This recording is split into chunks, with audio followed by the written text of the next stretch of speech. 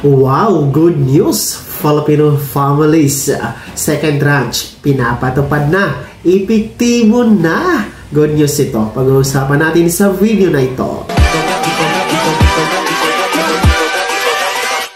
Hold up.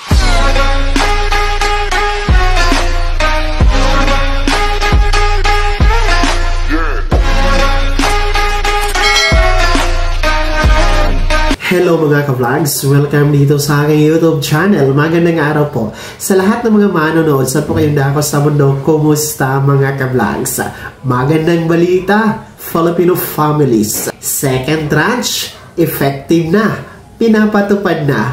Mamaya-maya pag-uusapan natin. Pero bago ang lahat, kung bago ka pa lang dito sa aking YouTube channel o di kaya hindi ka pa nakasubscribe, abay, click nyo muna ang ating subscribe button na nasa baba. Huwag nyo kalimutan na pindutin ang notification bell para naman updated kayo sa lahat ng mga videos na aking i-upload.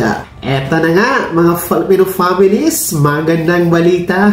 Second tranche, increase para sa sahod ng ating mga gobyernong empleyado.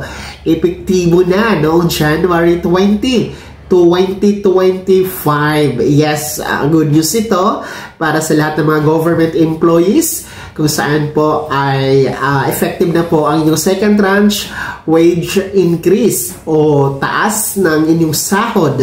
Ayan po kay Department of Budget and Management Secretary Amina Pangandaman. Ito po ay aprobado at pinirmahan niya na. And ito nga pong second tranche na ito ay permado na ito ng Pangulong Bongbong Marcos noon pang nakarang taon, buwan ng Agosto 2024. At ito nga po ay ipapatupad na, effective noong nakaraang araw, January 20, 2025. So itong second tranche wage increase ay para ito sa lahat ng mga empleyado ng gobyerno, mapa-regular, contractual, job order, ay talagang kayo lahat kasali sa second tranche na ito. Pero hindi naman po kasama ang mga uniformed na personnel natin gaya ng Armed Forces of the Philippines, Philippine National Police at iba pang uniform men natin, uniform personnel natin mga ka-vlogs. So, ito po ay ayon sa Department of Budget and Management para matugunan ang pangangailangan ng bawat pamilyang Pilipino, particular ating mga empleyado na nasa gobyerno para sa patustos ng pangangailangan